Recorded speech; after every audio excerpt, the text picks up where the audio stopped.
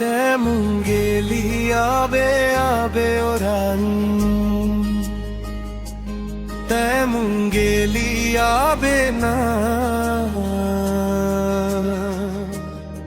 सेत गंगा मेरे मोरगा हवई झिटकनिया मोरगा ना ते मोर लिख ले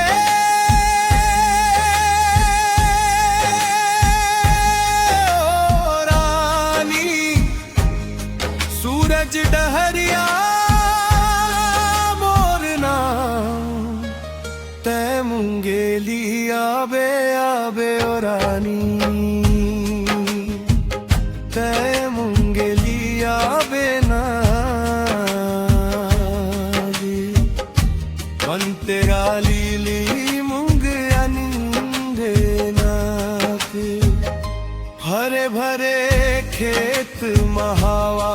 गुनगुना थे तोर याद मोर मन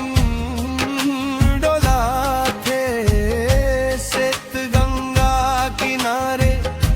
बैठ के सोच था कब ते आही मोर संग मुस्का थे माटी के खुशबू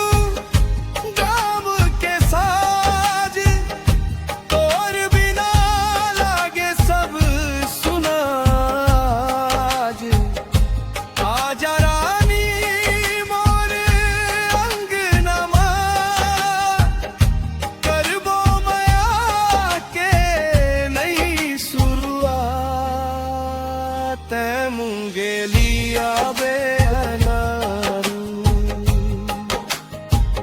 ते मुंगेली आबे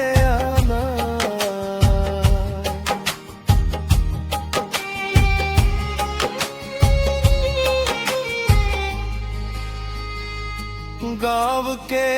गली मनाव तोर गूंजे सपना में हर रोज तोर रूप सूझे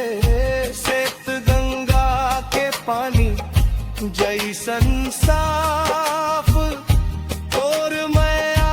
मोर दिल में पूजे मोर मन कहे तई संग रही बे जिंदगी भर मोर हाथ धरी बे झिटकनिया गाँव के माया देख के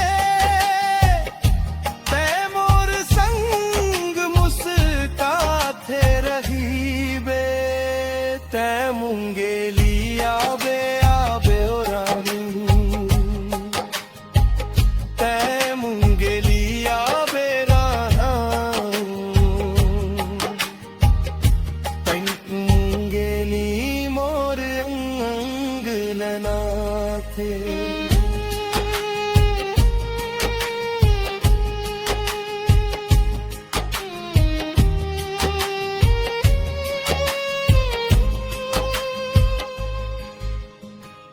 मेले तीजा माँ संग घुमाबो नदी किनारे गीत सुनाबो और हंसले सज जाही जिंदगी और संग सपना सब बनाबो मोर दिल के अरमान ते बन जा मोर जिंदगी के पहचान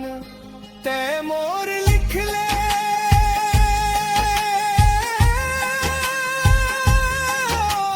रानी सूरज डहरिया मोर नाम ते मुंगेली आबे आबे वानी ते मुंगेली आबे सेत गंगा में मोर गाँव हवे झिटकनिया मोर गाँव तै मोर लिख ले ओ रानी सूरज डहरिया